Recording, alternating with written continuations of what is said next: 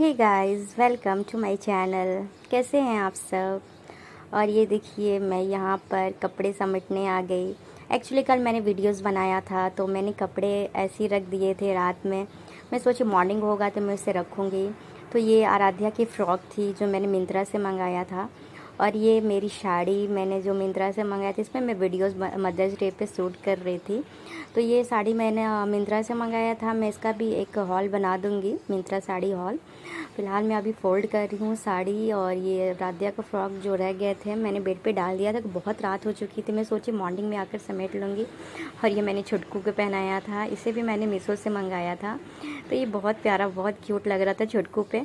तो मैं ये सारी चीज़ों को पहले समेटने आ गई क्योंकि ये नए हैं तो फिर ये मतलब ख़राब हो जाएंगे। तो मैं फटाफट सोची पहले इस सबको समेट लेती हूँ, उसके बाद ही मैं कुछ करूँगी। और आप ये देखिए, खिड़की खुली है मेरी और बहुत ठंडी ठंडी हवा आ रही है। ऐसे भी मुंबई में मॉर्निंग में बहुत ज़्यादा ठंडी हवा आती रहती है। और ये मेरे बाबू का बेड जो मैंने लिया था, तो ये बाबू इस पर बहुत कम सोता है। जब मैं इसमें उसको लेटाती हूँ तो रोने लगता है एटलीस्ट, तो वो बेड पे ही ज़्यादा सोता है। तो फिर मैंने साइड में इसको रख दिया है। जब वो खेलता है तो मैं उसमें सुला देती हूँ, उसे देख देख के खेलते रहता है। और यहाँ पे मैं कपड़े फोल्ड कर रही हूँ। और ये देखो, मेरा छुटकू भी जग गया है। इसकी मॉर्निंग हो गई है, अभी 8:30 हो रहे हैं। तो छुटकू बहुत पूरी नींद अच्छे से सोता है, मतलब डिस्टर्ब नहीं करता है, बिल्कुल आपको डिस्टर्ब नहीं करे, एकदम बड़ों की तरह सोता है। तभी मैं आकर देखी तो ये जग के खेल रहा था। और मैं सोची अब चलते इसको ऑयल मसाज कर देती हूँ, क्योंकि मेरे छुटकू जब से मॉर्निंग में जगता है तो सबसे पहले मैं उसका तेल मसाज करती हूँ, उसके बाद मैं इसे फिट कराती हूँ। तो यहाँ पर मैं छुटकू का मसाज कर रही थी। मैं सोची फटाफट मैं छुटकू का मसाज कर देती हूँ पहले से, उसके बाद मैं कुछ भी करती हूँ। तो मेरा एक काम हो गया था, यहाँ पर छुटकू का भी मैंने मसाज कर दिया है। और इसका ये अब यहाँ पर देखो, मेरे हबी ये खिला रहे हैं बाबू को। मैंने मसाज करके उसे कपड़े पहना दिया तो उसे वो गोद में लेकर खिला रहे थे। और वो अपने पापा के पास बहुत अच्छे से खेलता है, बहुत प्यार से खेलता है। पापा को देख के बहुत स्माइल करता है। और यहाँ पर मैं बाबू को नहलवा दी। नहलवाने के बाद मैं उसे हिमालय का यहाँ पर लोशन क्रीम जो भी लगा रही हूँ उसको, उसके अंडर आर्म्स की तरफ और उसके पूरे बॉडी पे लगा रही हूँ। ये बहुत अच्छा होता है, बहुत ज़्यादा स्किन को सॉफ्ट रखता है। तो बेबी का स्किन को हमेशा सॉफ्ट रखना बहुत ज़रूरी है। उससे अच्छे से आप मॉइस्चराइज करें बेबी की स्किन को और बॉडी को साथ ही साथ। तो यहाँ पर मैं छुटकू को नहवा कर उसे लगा रही थी क्रीम। और उसके बाद छुटकू सो गया फिर लेकर, आप देख सकते हैं वो सो गया है। तो मैंने दोनों तरफ से पिलो लगा दिया है। और ये 2 घंटे का नैप तो ज़रूर लेगा, 2 घंटे के बाद ही जगेगा। ये देखो यहाँ पर वो थोड़ा सा जग गया। तो मैं उसे अच्छे से फिर इसको मैं सुला देती हूँ। और इसे थोड़ा हल्का एक कपड़ा ओढ़ा देती हूँ, क्योंकि मैं इसे बहुत ज़्यादा भारी कपड़े ओढ़ाऊँगी तो ये जग जाता है। तो मैं पतला सा यहाँ पर एक स्टॉल था, मैंने उसको डाल दिया है कि वो डरे ना। और उसके बाद मैं चलती हूँ। हे गाइस, तभी जाके थोड़ा सा टाइम मिला कि मैं आप लोगों से बातें कर सकूँ। यहाँ पे देखने तो देखा, मैंने बाबू को सुला दिया और आराध्या को भी मैंने ट्यूशन भेज दिया। और अभी भी गए हैं बाहर, आज ऑफिस नहीं गए, उनके पेट में दर्द था तो आज ऑफिस नहीं गए। तो गाइस पता है क्या हुआ, मेरा टॉपिक यही था कि मैंने पूरी प्रेगनेंसी में वीडियोस क्यों नहीं बनाए। गाइस एक्चुअली बात ये थी कि जब मैंने प्रेगनेंसी को कंसीव किया था तो आपको तो पता है कि वॉमिटिंग कितनी होती है। तो मेरा फर्स्ट प्रेगनेंसी में भी वॉमिटिंग बहुत ज़्यादा मुझे होती है, एटलीस्ट 3 मंथ्स तक हुई थी। तो मुझे भी लगा कि बहुत ये नॉर्मल है, मुझे 3 मंथ्स तक जाएगा। तो जब भी मैं वीडियोस बनाने के लिए फ़ोन उठाती थी तो मेरे आंखों में दर्द होने लगते थे और फिर मैं फ़ोन रख देती थी। मैं सोचती थी कि ओके, मैं थोड़ा वो छोटा सा भी वीडियो अपडेट कर दूँ आप लोगों के लिए कि मैं वीडियोस नहीं बना पा रही हूँ।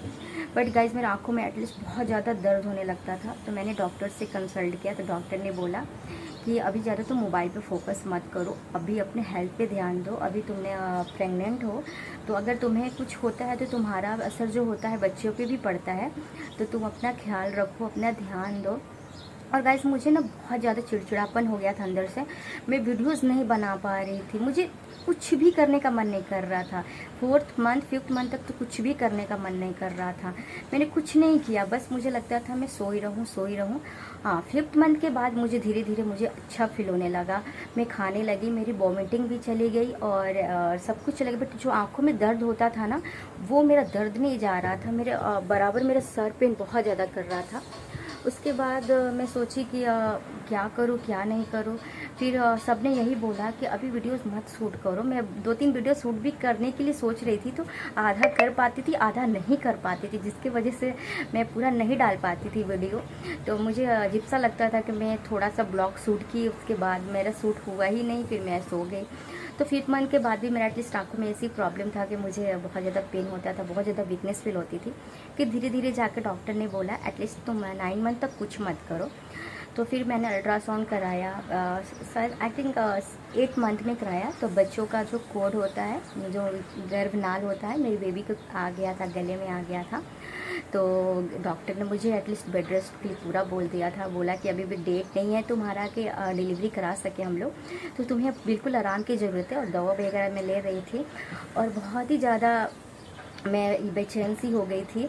तो इसके बाद मैं बहुत ज़्यादा डर गई, तो मैं कुछ भी एटलीस्ट नहीं करती थी। मुझे लगता था नहीं बाबा, मैं अगर नई वीडियो बनाती हूँ तो चलेगा, और मैं जब मेरा बेबी हो जाएगा उसके बाद ही मैं वीडियो बनाऊँगी। तो किसी को भी डर हो जाता है, अगर आपने प्रेगनेंसी को कंसीव किया, आपका बेबी आपके पेट में, तो बच्चे से ज़्यादा कोई प्यारा नहीं होता है। ऐसा लगता नहीं कुछ भी हो जाए, मेरा बच्चा प्यारा, मतलब बच्चे अच्छे सही सलामत इस दुनिया में आ जाए। तो मैंने अपने बेबी के लिए फ़ोन ही देखा कि मुझ पर अगर असर आता है तो मेरे बच्चे भी बहुत बुरा असर पड़ेगा। तो मैं पूरे दिन मैं थोड़ा टेंस्ड हो गई थी कि आखिर क्यों ऐसा हो रहा है मेरे साथ, मैं वीडियो भी नहीं बना पा रही हूँ। मैं जब भी आंखें खोलती थी तो लगता था मुझे आंखों में पेन हमेशा होता था। ऐसे मैं हमेशा एक्टिव रहती थी, काम ऐसा करती रहती थी, मतलब कहते हैं ना काम वगैरह सब करती थी। तो कुछ कुछ होते हैं सिम्टम्स इंसान में कि अगर आपको प्रेगनेंसी में अगर बहुत कुछ आपको किसी चीज़ से प्यार है, आप डेली करते हो, आपने जैसे भी प्रेगनेंसी को कंसीव किया, तो उस काम से थोड़ा सा मन चिड़चिड़ा जाता है, वो आपको अच्छा नहीं लगेगा। तो ये होता है प्रेगनेंसी, ड्यूरिंग प्रेगनेंसी पीरियड के आप ऐसा नहीं कर पाते। ज़रूरी नहीं है कि आपको जो अच्छा है वो कर ही पाओ। तो फिर जब मैंने बेबी को जन्म दिया, मेरे बेबी 19 फरवरी को हुआ था और सी सेक्शंस हुआ था। तो एटलीस्ट मैंने नॉर्मल डिलीवरी के लिए सोचा था, बट डॉक्टर ने कहा कि पॉसिबल नहीं है, क्योंकि बेबी के नेक में कॉर्ड फंस गया था और उसकी वजह से मुझे वो ऑपरेशन करना ही था। तो डॉक्टर ने मुझे बोला एक डेट तुम चूज करो जिस दिन तुम ऑपरेशन कराना चाहती हो, और जैसे तुम्हारी 37 वीक्स कंप्लीट होते हैं तो ऑपरेशन के लिए तुम आ सकती हो। तो फिर मैं ट्राई कर रही थी काश नॉर्मल डिलीवरी हो जाए, क्योंकि मेरी पहली बेबी भी सी सेक्शंस हुई है।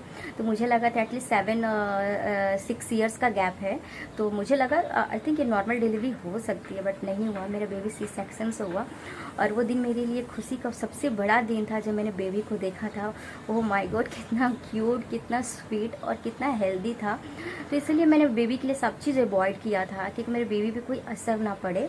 और मेरी बेबी 19 फरवरी को हुआ था, उसके बाद में सी सेक्शंस हुआ था। ऐसे उसके बाद मैं 2 महीने के बाद अभी वीडियो बनाना स्टार्ट कर रही हूँ, क्योंकि आपको तो पता है सी सेक्शन होने के बाद मेरे घर में कोई नहीं था। मेरे एटलीस्ट मेरी मम्मी आई थी, तो मम्मी भी सारा काम नहीं कर पा रही थी, मेरी हेल्पर भी है। फिर मम्मी महीने के बाद चली गई, तो मैं कैसे कैसे पूरा घर संभाली, अपने दोनों बच्चों को संभाली, और यहाँ पर अभी कोई नहीं है। तो मैं सोच वहीं कहते हैं ना कि काम में लग जाते, जिसके घर में 2-2 बच्चे होते हैं एटलीस्ट, खैर आपको तो पता ही है कि कितना मुश्किल होता है घर संभालना। तो इसी वजह से मैं वीडियो नहीं बना पा रही थी, लेकिन अब मैं फ्री होगी, बिल्कुल ठीक हो गई हूँ, और बेबी भी 2 मंथ का हो गया है, तो वो एटलीस्ट खेलते रहता है। तो तो मैं सोची फिर से मैं वीडियो अब डालूँगी, क्योंकि अब तो ऐसे कोई प्रॉब्लम है नहीं और ना कोई प्रॉब्लम आने वाली है। तो आज से मैं कंटिन्यू की हूँ, कल से मतलब मैं सोची कि वीडियो मैं कंटिन्यू करती हूँ, आप लोग के लिए वीडियो अपडेट करती हूँ। तो चलिए गाइस, आज मैं वीडियो का एंड करती हूँ, मिलते हैं कल एक नेक्स्ट ब्लॉग में। तब तक के लिए guys do 1 like and 1 share and just subscribe my channel glam girl Alia. तो मिलते हैं कल एक नए ब्लॉग के साथ, तब तक के लिए बाय बाय गाइस।